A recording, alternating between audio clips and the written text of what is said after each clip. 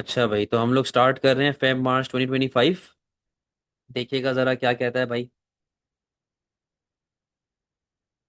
What is class as the factor of production land. बेटा इन सब में से लैंड हमारे पास क्या कैटेगरी के अंदर आता है। Land is a natural resource जो कि फर्दर प्रोडक्शन के अंदर काम आ रहा होता है बेटा। एयरपोर्ट जो होता है ये कैपिटल का पार्ट है। एयरपोर्ट देखो इसके अंदर इन्वेस्टमेंट वगैरह लगती है ना। ऑफिस ये वगैरह इन सब में से जो सबसे ज्यादा एक प्रॉपर आंसर हमारे पास बनता है, जो एक प्रॉपर आंसर हमारे पास बनता है वो डी बनता है, जिसका नाम है फॉरेस्ट। ये नेचुरल रिसोर्स है, तो वो लैंड की कैटेगरी के अंदर आ रहा होता है। An economics graduate chooses to work in a bank rather than teach economics which was the next best alternative. Which cost is incurred as a result of this decision. बेटा next best alternative forgone is known as opportunity cost. तो आपका जो opportunity cost है वो यहाँ पे आ रहा होगा। Diagram shows the initial PPC curve from PPC 1 to PPC 2। आप ऐसा बेटा पीछे की तरफ शिफ्ट हो गए हो, यानी कि आपके पास रिसोर्सेज कम हो गई होंगी, या तो कोई डिप्लीशन ऑफ रिसोर्स हुई होगी या नेचुरल डिजास्टर कुछ भी आ सकता है। What is likely to have cause this. तो पहला ऑप्शन कहता है a decline in non renewable resources. तो ये आपके पास करेक्ट आंसर हो सकता है कि रिसोर्सेज आपके पास कम हो गई। अ decline in opportunity cost of consumer good. Opportunity cost की बेटा जब बात चलती है ना, तो वो फिर ऐसे मूवमेंट आती है। ठीक है, उसमें शिफ्ट नहीं आता। Increase in investment, increase in investment से भाई वो ऐसा राइटवर्ड शिफ्ट मारेगा। सही है, राइटवर्ड शिफ्ट मारेगा, आप पीछे आ रहे हो, लेफ्टवर्ड शिफ्ट मार रहे हो। And increase in unemployment, increase in unemployment का मतलब ये है कि ये आपका पोटेंशियल पॉइंट है, ये आपका एक्चुअल पॉइंट है। एक्चुअल से लेके पोटेंशियल तक का गैप क्या होता है, वेस्टेज, इनएफिशिएंसी, अनएम्प्लॉयमेंट। आपका एक्चुअल पॉइंट और पीछे आ गया है और आपका जो गैप है वो और खुल गया है। ये होता है आपके पास अनएम्प्लॉयमेंट का बढ़ जाना। तो आंसर इज ए। आगे आइएगा। Fourth, what is an example of micro economics. भाई माइक्रो इकोनॉमिक्स के अंदर आपके पास क्या मामला चल रहे होते हैं कि आपके पास बेसिक जो इंडिविजुअल्स की बातें हैं वो चल रही होती हैं। तो पहला ऑप्शन कहता है a fall in the cost of growing wheat. ये इंडिविजुअल सिर्फ और सिर्फ वीट की बात चल रही है। ठीक है। फिर कहता है फॉल इन अनएम्प्लॉयमेंट रेट। बेटा ये मैक्रो का पार्ट है। इन्फ्लेशन मैक्रो का पार्ट है। गवर्नमेंट स्पेंडिंग मैक्रो का पार्ट है। आंसर क्या बन जाएगा, ए।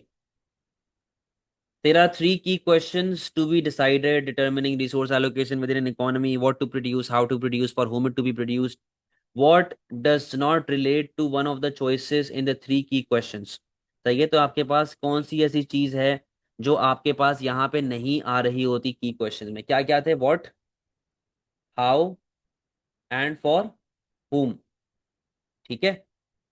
तो कहता है कि what does not relate to one of the choices in the three की क्वेश्चंस। कौन सी ऐसी चीज है जो इनमें से किसी के साथ रिलेट नहीं करती। Whether all income group receive the output. For whom की कैटेगरी भी इसके अंदर आ रही है। ठीक है, फॉर होम की कैटेगरी भी इसके अंदर आ रही है, और व्हाट की कैटेगरी भी इसके अंदर आ रही है। ठीक है, तो ये आपके पास हो रहा है, हमें वो ढूंढना है जो नहीं हो रहा। आगे देखो, वेदर कंज्यूमर और इंडस्ट्रियल गुड्स आर प्रोड्यूस्ड। देखो व्हाट की कैटेगरी के अंदर आ गया, व्हाट टू प्रोड्यूस। सही है, कंज्यूमर गुड बनाए, कैपिटल गुड बनाए, ये भी इस कैटेगरी के अंदर आता है। Whether economic good are free और फ्री गुड आर सप्लाइड। कहता है जी इकोनॉमिक गुड सप्लाई हो रहे हैं या फ्री गुड सप्लाई हो रहे हैं, इसके बारे में कोई इंडिकेशन हमारे पास यहाँ पे नहीं है कि सप्लाई क्या हो रहा है। समझे बात को, तो ये चीज हमारे पास बेटा नहीं आ रही। वेदर लेबर और कैपिटल मेथड इज यूज्ड, ये किधर आ जाएगा, हाउ में, हाउ की कैटेगरी के अंदर आ जाएगा। तो ये भी आपके पास नजर आ रहा है, तो आंसर इज सी।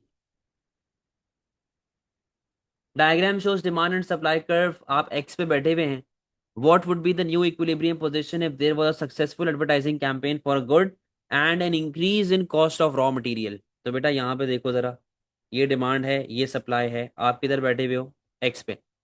एडवर्टाइजिंग हो गई तो बेटा डिमांड बढ़ेगी आपकी। ठीक है, और कॉस्ट ऑफ प्रोडक्शन बढ़ी तो आपकी सप्लाई क्या हो जाएगी, कम हो जाएगी। आपका नया इक्विलिब्रियम जो है वो अब यहाँ पे आ रहा है, दैट इज पॉइंट बी। तो आंसर सिक्स का क्या बन जाएगा, बी बन जाएगा। The PED for smartphone is believe to be -2। -2 का मतलब क्या है कि ये इलास्टिक है। A manufacturer decides to cut price by 10%. What will be the effect of this change in price, कहता है अगर प्राइस 10% से हो कम होगी तो डिमांड पे क्या इफेक्ट आएगा। PED is equals to percentage change in quantity demand over percentage change in price. PED -2 चल रही है, क्वांटिटी हमने निकालनी है, और प्राइस में कितना चेंज आ रहा है, 10% का। दोनों को बेटा क्रॉस मल्टीप्लाई करवाएंगे तो आपके पास क्या आ जाएगा आंसर। आपके पास आंसर आ जाएगा, आ, एक सेकेंड, आपके पास आंसर आ जाएगा कितना, 20% का। ठीक है, आंसर क्या आ जाएगा आपके पास, 20% का। अच्छा, अब प्रॉब्लम यहाँ पे क्या है, -20 नहीं, 20%। ठीक है, प्रॉब्लम यहाँ पे क्या है, प्रॉब्लम ये है, बच्चा यहाँ पे कंफ्यूज हो जाएगा जहां पे लिखा हुआ है कि डिमांड विल फॉल बाय 20%। अब बेटा यहाँ पे देखो प्राइसेस क्या हो रही हैं, आपकी प्राइसेस 10% से फॉल हो रही हैं। प्राइसेस 10% से फॉल हो रही हैं, इसका मतलब क्या है कि आपकी डिमांड 20% से बढ़ रही होगी। आपकी डिमांड 20% से बढ़ रही होगी, डिमांड फॉल नहीं हो रही, डिमांड आपकी बढ़ रही है। समझे बात को। अच्छा, demand will rise by 5%, no, 20% से बढ़ रही है। Quantity supply will remain unchanged, उससे कोई फर्क नहीं पड़ता। रेवेन्यू विल इंक्रीज, बेटा इलास्टिक का क्या बताया था, प्राइस थोड़े से कम होगा, क्वांटिटी ज्यादा से बढ़ेगी, और आपका रेवेन्यू भी क्या हो जाएगा, बढ़ जाएगा। तो आपका रेवेन्यू जो है वो बढ़ना शुरू हो जाएगा। Answer is D. What is a characteristic of a market economic system, क्या चीज मार्केट इकोनॉमिक सिस्टम में आती है भाई। तो पहला ऑप्शन कहता है consumers decide whether production is labour intensive और कैपिटल इंटेंसिव। बेटा ये चीज कंज्यूमर डिसाइड नहीं करता, ये चीज प्रोड्यूसर डिसाइड करता है, उसकी मर्जी होती है। Factors of production are government owned, बेटा मार्केट इकोनॉमिक सिस्टम में गवर्नमेंट नहीं होता, प्राइवेट इदारे काम कर रहे होते हैं। High level of government intervention, not at all. Answer क्या बन जाएगा, land and capital are privately owned, private इदारों के हाथ में होता है। A government intends to build a new road through a forest. What will be an external cost? भाई फॉरेस्ट अगर आप जो है वो बना फॉरेस्ट काट के अगर रोड बनाते हैं तो इसकी एक्सटर्नल कॉस्ट क्या होगी। पहला ऑप्शन कहता है the cost of building the road, बेटा ये रोड बनाने की प्राइवेट कॉस्ट है, ये एक्सटर्नल कॉस्ट नहीं होगी। The loss suffered by those who would have used the forest, हाँ इसके अंदर हमारे पास एक्सटर्नल कॉस्ट आ सकती है। क्योंकि बेटा अगर रोड बन जाता है तो वो लोग जो जानवरों को खाना वाना खिलाते थे वहां पे, या वो लोग जो कि लकड़ी काटते थे किसी भी काम के लिए, अब वो चीज़ नहीं कर पाएंगे। तो उससे प्रॉब्लम उनके लिए होगी कि उनके लिए खर्च जो प्रॉब्लम है वो लकड़ी वगैरह से रिलेटेड वो चीज़ें उनको नहीं मिल पाएंगी। तो ये थर्ड पार्टी लॉस आ गया। The cost of maintaining the road, ये भी प्राइवेट कॉस्ट है भाई। The new jobs created from the construction of the road, ये आपके पास एक्सटर्नल बेनिफिट है, एक्सटर्नल कॉस्ट नहीं है। तो आंसर क्या बन जाएगा इसका। Which function does a central bank provide for the general public, central bank general public को क्या देता है भाई। सेंट्रल बैंक डिपॉजिट एक्सेप्ट नहीं करता, लोन सेंट्रल बैंक नहीं देता, ओवरड्राफ्ट नहीं देता, सिर्फ बैंक नोट प्रिंट करना ये सेंट्रल बैंक का काम है, जो एक प्राइवेट इदारे को या प्राइवेट कंज्यूमर को मिल रहा होता है। At higher wage rate an individual prefers to work shorter hours then receive extra income। तो क्या आंसर बन जाएगा इसका, विच कर्व शोज दिस, बेटा आपको मैंने ये कॉन्सेप्ट पढ़ाया था backward bending supply curve of labour के अंदर। बैकवर्ड बेंडिंग सप्लाई कर्व, जहां पर वर्कर जो है वो अब अपने आराम को तरजीह देता है, कहता है जी मैं कम घंटे काम करूंगा पर मैं पैसे जो है अब ज्यादा बना लूंगा। ऐसा कहाँ पे हो रहा है बेटा, सी में। देखो पहले आप ज्यादा घंटे काम करके ज्यादा पैसे बनाते थे, अब आप कम घंटे काम करके ज्यादा पैसे बना रहे हो। ठीक है, तो इससे हम लोग कहते हैं backward bending supply curve of labour. In some countries there has been a significant reduction in the number of trade union members who are the member of trade union, बेटा वर्कर ही होते हैं ना यार, चाचा ताया तो नहीं आके हमारे पास, सॉरी एम्प्लॉयर्स नहीं वर्कर्स, चाचा ताया तो आके ज्वाइन नहीं करेंगे ना उसको। What would be most likely to encourage a firm to grow internally, कहता है जी what would be most likely to, हाँ क्या चीज ऐसी है जो फर्म को इंटरनली ग्रो करने पे आमादा करेगी। इंटरनली आप ग्रो करें आपको फायदा होगा। Diseconomies of scale occur at low level of output, बेटा इससे आपकी फर्म कभी भी इंकरेज नहीं होती टू ग्रो इंटरनली। इंटरनली का मतलब क्या होता है कि आपने प्रोडक्शन बढ़ा दी, आप कैपिटल ले आए, ये इंटरनल ग्रोथ होती है। When economies of scale occur at high level, yes ये आपके पास हो सकता है। When new firms enter the market and increase competition, नहीं भाई तब आप ग्रो क्यों करेंगे, तब तो आपके लिए मसला है ना, डर है कि फेल ना हो जाए।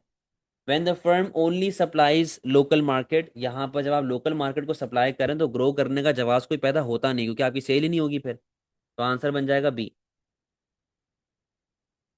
A car wash firm has three workers before specialization. Each worker washed 5 cars per day. After specialization, 30 cars per day are washed. What is the percentage increase in productivity? कहता है कि भाई आप लोग जो हैं वो 3 वर्कर आपके पास हैं, सही है। अब 3 वर्कर का मतलब क्या है? Before specialisation each worker washed 5 cars per day. Each worker कितना बना रहा है भाई?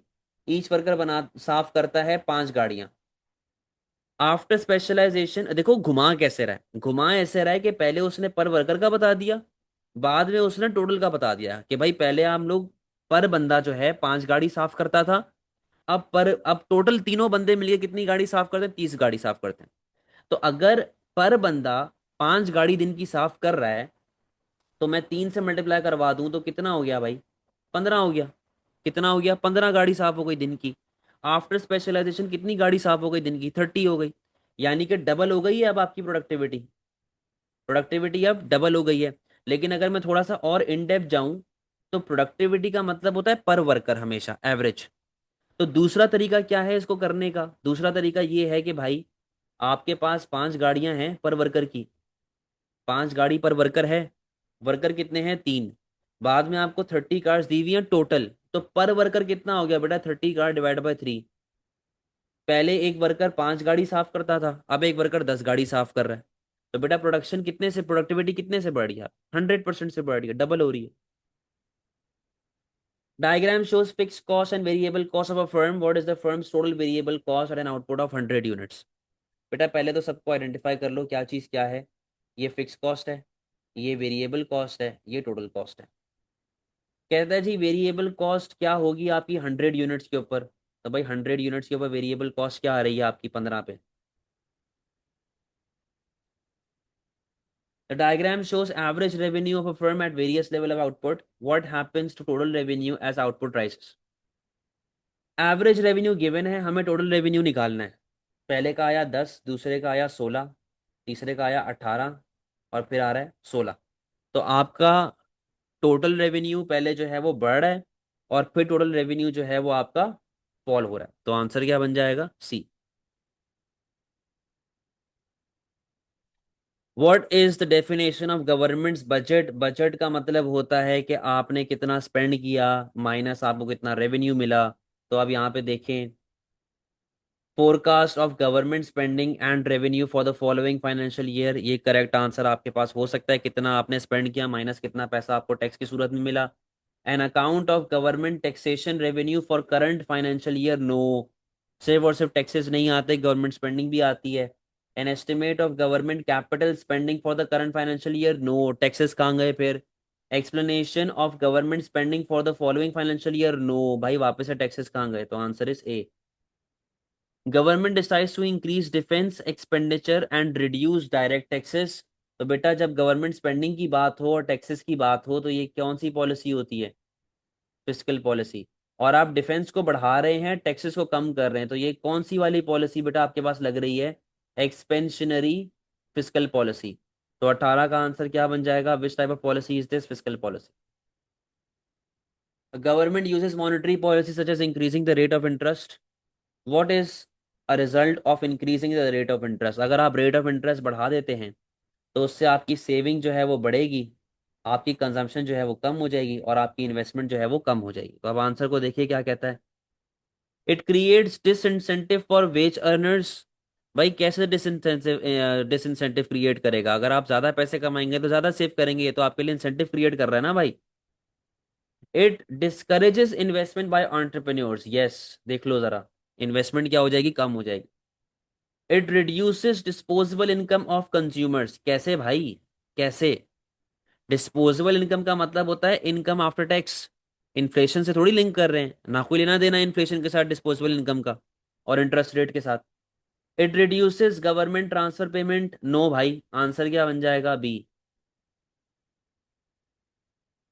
Table shows distribution of the working population million in various sectors of an economy over 2 years।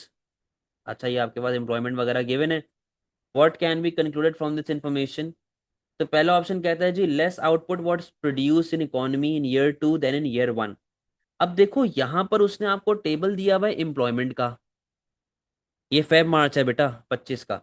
यहां पर उसने आपको टेबल दिया हुआ है एम्प्लॉयमेंट का और बात कर रहा है आउटपुट की, तो ये तो कोई जवाब पैदा होता ही नहीं है, कोई लिंक पैदा होता ही नहीं। ठीक है, ये तो आंसर ही गलत। फिर कहता है जी fewer people were employed in secondary sector in year 1 then in year 2। अब देख लेते हैं सेकेंडरी सेक्टर कौन कौन सा आपके पास आ रहा है। सेकेंडरी सेक्टर के अंदर आपके पास ये आ रहा है, आपके पास और क्या आ रहा है, फाइनेंस, इंजीनियरिंग, एजुकेशन। अच्छा, 20 के अंदर ना, और कहाँ पे आ रहा है भाई, फार्मिंग गलत हो गया, इंजीनियरिंग, एजुकेशन। अच्छा, fewer people were employed.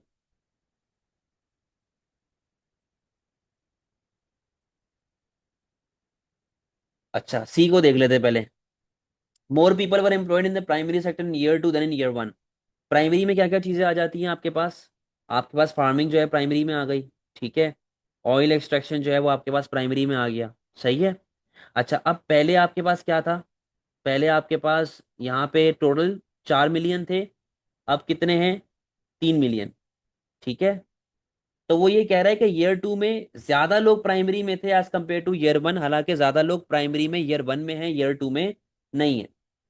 More people were employed in tertiary sector in year 2 then in year 1। कहता है कि ज्यादा लोग टर्शरी सेक्टर में चलेगा ईयर 2 में एज कम्पेयर टू ईयर 1। तो अब देख लेते हैं भाई, हमारे पास एजुकेशन में कम हो रहा है, फाइनेंस में बढ़ रहा है, ठीक है, हेल्थ केयर में बढ़ रहा है। तो अब यहाँ पे देखो क्या चल रहा है भाई,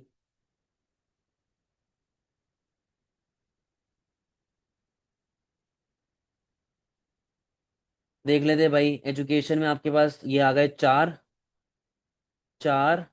अच्छा, इंजीनियरिंग सॉरी जो है वो सेकेंडरी में जाएगा, वो टर्शरी में नहीं जाता। चार, और क्या कहते हैं, फाइनेंस 8, 12, और हेल्थ केयर। ठीक है, तो 4, 8 ये हो गए अपने पास 16। टर्शरी में ईयर 1 में कितने आ रहे हैं अपने पास, 16। जबकि टर्शरी में ईयर 2 में कितने आ रहे हैं, 9, 11 और ये 14। तो भाई टर्शरी के अंदर गिर रहे हैं, बढ़ नहीं रहे। Fewer people are employed in secondary sector in year 1 then in year 2। तो बेटा अब यहाँ पे देखो क्या क्या आ रहा है आपके पास, इंजीनियरिंग पहले 6 था, फिर कितना हो गया, 8। मोटर व्हीकल प्रोडक्शन पहले 5 था, फिर कितना हो गया, सेम ही रहा है। तो 6 + 5 11, और 8 + 5 13। तो सेकेंडरी सेक्टर जो है वो आपका बढ़ रहा है, तो answer is B. Which government intervention would increase the geographic mobility of labour, यानी कि ट्रांसपोर्टेशन वगैरह अगर आसान कर दिया जाए तो जियोग्राफिकल मोबिलिटी जो है वो आपकी बढ़ना शुरू हो जाती है। Controlling firms locating in areas of low employment. कहता है कि जो फर्म्स लो एम्प्लॉयमेंट में ऑपरेट कर रही हैं जगहों पे, उनको हम लोग कंट्रोल करें तो उससे ज्योग्राफिकल मोबिलिटी आपकी थोड़ी बढ़ेगी। आप उनको, उनके लिए आसान करो ट्रैवल करना, उनके घर के लिए रेंट वेंट आसान कर दो, कम कर दो, बिजली सस्ती कर दो, इस तरीके से ज्योग्राफिकल मोबिलिटी आती है। Giving grants to firms moving into areas of high unemployment, भाई उससे लेबर को क्या फायदा है। उधर भी जो बंदा काम करेगा वो तो सिर्फ वही बंदा करेगा ना जो स्पेसिफिक एरिया में रहता है, जो अनएम्प्लॉयड है और स्पेसिफिक एरिया में रहता है। दूर से लोग कैसे आएंगे, दूर से भी तो लेके आना ना लोगों को। Providing relocation expenses for workers, कि आपने वर्कर्स को जो है, क्या मैं लैग कर रहा हूं,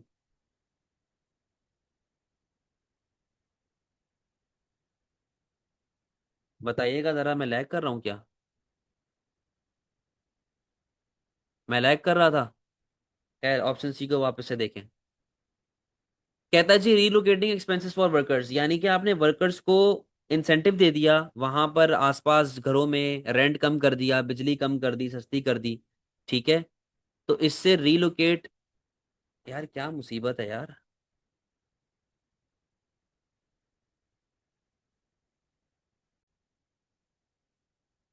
तो भाई मैं ये कह रहा था कि हम लोग वर्कर्स को घर दें, वहां पर बिजली सस्ती कर दें, रेंट सस्ता कर दें, तो उससे रिलोकेटिंग एक्सपेंसेस जब गवर्नमेंट देगी तो वर्कर्स मोटिवेटेड होंगे और वो आसानी से ट्रैवल कर सकते हैं। सब्सिडाइजिंग डिक्लाइनिंग इंडस्ट्री, भाई देखो हमारा ऑब्जेक्टिव है वर्कर्स को दुकान तक पहुंचाना, दुकान तक कैसे पहुंचाएंगे। Which action by employers is most likely to reduce the long term economic growth, कहता है कौन सा ऐसा एक्शन है एम्प्लॉयर्स का जिससे लॉन्ग टर्म इकोनॉमिक ग्रोथ आपकी गिरेगी। तो ऑप्शंस को देख लेते हैं। Allowing workers time off to attend retraining courses, भाई रीट्रेनिंग का मतलब ये है कि वो और बेहतर होकर काम पे वापस आएंगे, तो इससे तो इकोनॉमिक डेवलपमेंट आती है।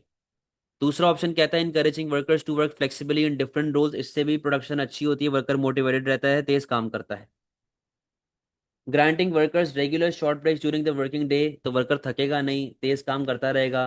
Replacing skilled worker with semi skilled worker, कि आप अच्छे वर्कर को निकाल के कॉस्ट बचाने के लिए माठा वर्कर ले आए हैं, तो इससे जो है वो आपकी ओवरऑल इकोनॉमिक ग्रोथ जो है वो फॉल होती है। The table shows the weights attached to various categories of goods in a CPI in 2 years. अच्छा भाई, what can be concluded from the table when comparing year 1 to year 2? अगर हम लोग year 1 से year 2 पे जाते हैं तो हम लोग क्या कंक्लूड कर सकते हैं यहाँ पे। पहला ऑप्शन कहता है real income spend by average consumer on motoring increased, कहता है कि जी हमारी रियल इनकम बढ़ गई, किसके ऊपर, मोटरिंग पे, जो गाड़ी वाड़ी चलाते हैं ये सारी चीजें हमारे पास हैं। लेकिन बेटा बड़ी एक सिंपल सी बात है कि आरपीआई आपको इन्फ्लेशन बताता है, आरपीआई आपको इन्फ्लेशन बताता है, आरपीआई आपको ये नहीं बताता कि आपकी इनकम वगैरह क्या है, ठीक है। स्पेंडिंग वगैरह जो है वो हमारे, अच्छा सॉरी ये इन वो लिखा हुआ है, क्या कहते हैं रियल इनकम स्पेंड, अच्छा स्पेंडिंग बताई हुई है, रियल इनकम कितनी हम लोग स्पेंड कर रहे हैं। अच्छा, अब ये देखो ये सीपीआई है भाई, ये सीपीआई है, ये प्राइसेस बता रही है, ये आपको क्या बता रही है, प्राइसेस। ये आपको ये नहीं बता रही है आपने किस चीज पे कितना स्पेंड किया हुआ है, तो ये तो आंसर नहीं होगा। फिर कहता है the cost of producing food has fallen, तो भाई क्या मतलब है cost of producing food has fallen, क्या लाजमी है कॉस्ट कम हुई हो, गलत। CPI has not change over the 2 years, भाई क्यों नहीं चेंज हो रहा, इंडिविजुअली तो चेंज हो रहा है ना हर जगह पे, हर चीज की अपनी नई प्राइस लेवल आ रही है, कितने परसेंट से प्राइस चेंज हो रही है। अच्छा जी, फिर लिखा हुआ है कि the proportion of income spend on clothing has increased, clothing की परसेंटेज निकाल लेते हैं। बेटा पहले आप कितना परसेंटेज स्पेंड करते थे क्लोथ के ऊपर, आप स्पेंड करते थे 10%, अब कितना स्पेंड कर रहे हैं आप, अब आप स्पेंड कर रहे हैं 20%, तो ये बात करेक्ट है, the proportion spent on clothing has increased.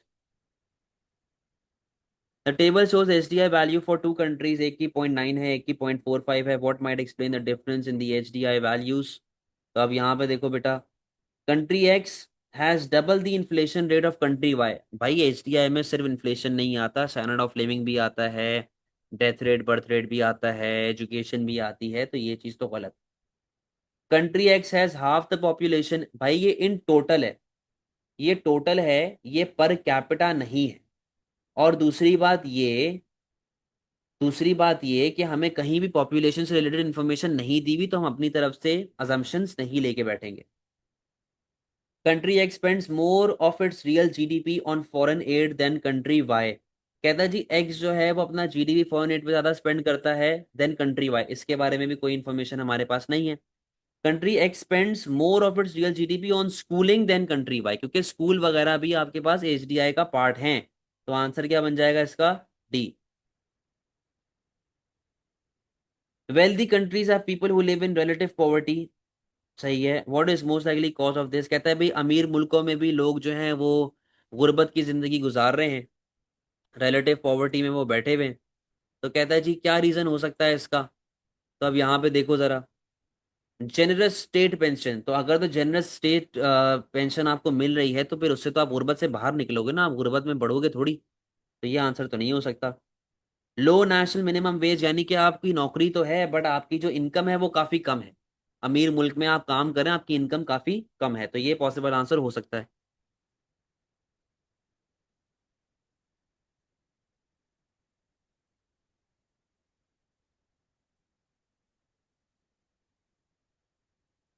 अच्छा, प्रोग्रेसिव टैक्सेस, कहता है जी प्रोग्रेसिव टैक्सेस को हम लोग जो है वो यहाँ पे इस वजह से प्रोग्रेसिव टैक्स के अंदर से, प्रोग्रेसिव टैक्स की वजह से ये मसला आ रहा है कि अमीर मुल्कों में गरीब लोग रह रहे हैं। बेटा प्रोग्रेसिव टैक्स तो लगता ही अमीर के ऊपर है, वो गरीब पे थोड़ी लगता है। तो गरीब की तो इनकम पे कोई इफेक्ट ही नहीं पड़ रहा उससे, सही है। सब्सिडाइज्ड हेल्थ केयर, तो उससे तो भाई आपके पास ये प्रॉब्लम होनी ही नहीं चाहिए ना कि गरीब लोग रह रहे हैं, इससे तो फायदा होगा लोगों को। आंसर क्या बन जाएगा? B. Diagram shows population data for country 1950, 2005 and 2050। अच्छा भाई, what can be concluded from the diagram? देखो पहले आप डेवलपिंग नेशन थे, फिर आप डेवलप्ड नेशन हो गए हो। अच्छा, अब 2050 में जाके प्रॉब्लम क्या आ रही है कि आपकी वर्कफोर्स भी कम हो रही है। जो वर्कफोर्स आपकी है ना, ये आपकी वर्कफोर्स भी पहले के मुकाबले में कम हो रही है। अब यहाँ पे मल्टीपल रीजंस हो सकते हैं कि भाई लोग मुल्क से बाहर जा रहे हैं, या लोग जल्दी मर जाते हैं, या कुछ ना कुछ हिसाब किताब तो होगा, देख लेते हैं। Main out number women in each year, भाई गलत। मेन और वुमेन ऑलमोस्ट बराबर ही हैं। इसमें कोई ऐसी बात नहीं है कि जो वुमेन है वो कम है या मेन जो है वो ज्यादा हैं, ऑलमोस्ट बराबर है। People are living longer over the period. अच्छा, अब देखो लॉन्गर किस तरीके से। यहां पर देखो जरा, यहां पर बंदा 82 83 तक मर जाता था, फिर बंदा गया 90+। अब बंदा 100 से भी ऊपर जा रहा है, बंदा 100 से भी ऊपर जा रहा है। तो इसका मतलब क्या है कि जो उनकी एज है, एज लिमिट है, वो बढ़ती जा रही है। तो ये करेक्ट आंसर हो सकता है कि वो ज्यादा लंबा अरसा जी रहे भाई। अब the population has grown continuously, लेकिन आप लोग यहाँ पे देखिए पॉपुलेशन आपकी गिर रही है। ठीक है, तो कंटिन्यूसली तो बढ़ नहीं रही। वर्कफोर्स हैज ग्रोन कंटिन्यूसली, अब देखो यहाँ पर आपका वर्कफोर्स अच्छा खासा है, और यहाँ पर आपका वर्कफोर्स जो है वो कम हो गया है। यहाँ पर आपका वर्कफोर्स जो है वो पहले के मुकाबले में कम हो गया, पतला हो चुका है। तो answer is B. A country has large reserves of oil. It decides to produce a wide range of goods rather than specialize in oil production. What is not acceptable reason in support of this decision? कहता है जी हम लोग oil पे specialise नहीं हो रहे, हम लोग उससे हटके कुछ काम करेंगे। कौन सी ऐसा पॉइंट ऐसा है जो कि एक्सेप्टेबल नहीं है टू सपोर्ट दिस डिसीजन? पहला ऑप्शन कहता है oil is a non renewable resource that could be exhausted quickly. तो भाई ये तो फैक्ट है ना यार, कि अगर हमने सारा ऑयल आज निकाल लिया तो खत्म हो जाएगा आगे जाके। Producing a wide range of good increases the benefit from free trade. No बेटा, फ्री ट्रेड से सिर्फ और सिर्फ आपको स्पेशलाइजेशन में फायदा होता है। स्पेशलाइजेशन में आप करते हैं उसके हिसाब से आपको फायदा होता है। अगर आप दुनिया का हर प्रोडक्ट बनाना शुरू कर देंगे, हर सेक्टर में ऑपरेट करना शुरू कर देंगे, तब आपको फायदा नहीं हो। Relying on other countries for vital goods and services make a country vulnerable. भाई ये पॉइंट भी ठीक है, अगर मैं तेल निकालना शुरू कर दूं और फार्मिंग के लिए, खेती बाड़ी के लिए, बाकी सामान के लिए मैं दूसरों पर रिलाई करना शुरू कर दूं, तब मेरे लिए मसला है। The price of oil is volatile making exports revenue unstable. भाई ये भी करेक्ट पॉइंट है, तो आंसर क्या बनेगा? B. The US puts a 25% tariff on Chinese steel to protect jobs in the US steel industry. Under which condition would this policy be most effective? भाई 25% tariff मार दिया। सबसे ज्यादा इफेक्टिव कब होगा? सबसे ज्यादा इफेक्टिव आपके पास ये तब होना चाहिए जब आपकी आपके पास डिमांड में बहुत बड़ा चेंज आए। और डिमांड में बहुत बड़ा चेंज कब आता है? जब डिमांड क्या हो? इलास्टिक। अगर बेटा आपके पास प्राइस 25% से बढ़ रही है, 25% से प्राइस बढ़ रही है, और आपकी पीईडी चल रही है -2.5, तो इसका मतलब क्या है कि 2.5 इज इक्वल्स टू x/25%। कितने से डिमांड में चेंज आ जाएगा बेटा? 50% से आपकी डिमांड डिक्रीज हो जाएगी अगर प्राइसेस 25% से बढ़ती हैं तो। 50% से आपकी डिमांड डिक्रीज हो जाएगी अगर प्राइस 25% से बढ़ती है। तो सबसे बड़ा चेंज कहाँ पे आ रहा होगा? ए पे। समझे बात को? अच्छा, मैं पीईएस को कंसिडर इसलिए नहीं कर रहा क्योंकि चाइना के स्टील के लिए यूएस कंज्यूमर है, प्रोड्यूसर नहीं है। तो जब मैं कंज्यूमर हूं तो मैं पीईडी को कंसिडर करता हूं, पीईएस को कंसिडर नहीं करता। What might a central bank do to stop a fall in the value of country's currency? भाई कंट्री करेंसी गिर रही है, अब आपने उसको बढ़ाना है। या तो आप अपनी सप्लाई को कम कर लो, या तो आप अपनी डिमांड को बढ़ा दो। अब ऑप्शंस देखिएगा। Raise interest rate, interest rate बढ़ाते हैं तो उससे डिमांड फॉर करेंसी बढ़ती है, करेंसी अप्रिशिएट हो जाती है। ठीक पॉइंट है, आगे देखिएगा। रिड्यूस टैक्सेस ऑन इंपोर्ट, अगर आप इंपोर्ट्स के ऊपर टैक्सेस को रिड्यूस कर देंगे, अगर आप इंपोर्ट्स के ऊपर टैक्सेस को रिड्यूस कर दोगे, तो उसकी वजह से तो इंपोर्ट बढ़ जाएगी, और जब इंपोर्ट आपके पास बढ़ती है तो उससे सप्लाई ऑफ करेंसी तो और बढ़ेगी। जब सप्लाई ऑफ करेंसी बढ़ेगी तो करेंसी डेप्रिसिएट हो जाएगी। तो ये भी करेक्ट आंसर आपका नहीं है। Remove control on currency outflow, तो इससे भी आपकी सप्लाई बढ़ने का डर है कि जितनी करेंसी बाहर बेचनी है बेचो, इससे सप्लाई बढ़ेगी, डेप्रिशिएट हो जाएगी। Sell their currency to foreign exchange market, इससे भी सप्लाई बढ़ेगी। तो आंसर क्या बन जाएगा? A. A government wishes to reduce the surplus on the current account of its balance of payment, कहता है जी सरप्लस को हमने रिड्यूस करना है। Which policy is likely to achieve this, कहता है भाई आप इंपोर्ट्स को बढ़ा लो और एक्सपोर्ट्स को कम कर दो। यही कर सकते हैं फिर, अगर आपको सबसे सरप्लस अपना रिड्यूस करना है तो या तो इंपोर्ट बढ़ाएं या तो एक्सपोर्ट्स कम कर दें। कौन सी पॉलिसी से अचीव होगा भाई ये? कटिंग गवर्नमेंट स्पेंडिंग, भाई गवर्नमेंट स्पेंडिंग का करंट अकाउंट से कोई लेना देना नहीं। आगे देखो भाई, D valuing it's currency, D value करेंगे तो आपका एक्सपोर्ट जो है वो बढ़ जाएगा और आपका इंपोर्ट कम हो जाएगा। सही है, ये भी करेक्ट आंसर नहीं है, हमने ये करना है। इंपोर्ट कोटास को बढ़ा दो, बढ़ाने का मतलब ये है कि पहले आप 100 गाड़ी मंगवा सकते थे, अब आप 150 गाड़ी मंगवा सकते हैं। कोटा को बढ़ाने का ये मतलब होता है कि आपने अपनी लिमिट को बढ़ा दिया है। पहले आप 100 गाड़ी मंगवा सकते थे, अब आप 150 गाड़ी मंगवा सकते हैं। तो इसका मतलब क्या है कि आपके पास जो है वो इंपोर्ट्स बढ़ने के चांसेस हैं। तो ये आपका करेक्ट आंसर हो सकता है। इंक्रीजिंग ड्यूटीज, पहले 10% ड्यूटी थी अब 20% ड्यूटी हो गई, तो इससे तो बेटा आपका इंपोर्ट गिरेगा ना। तो आंसर क्या बन जाएगा इसका? सी। समझ गए बेटा बात को? सारी चीजें क्लियर हो गई हैं?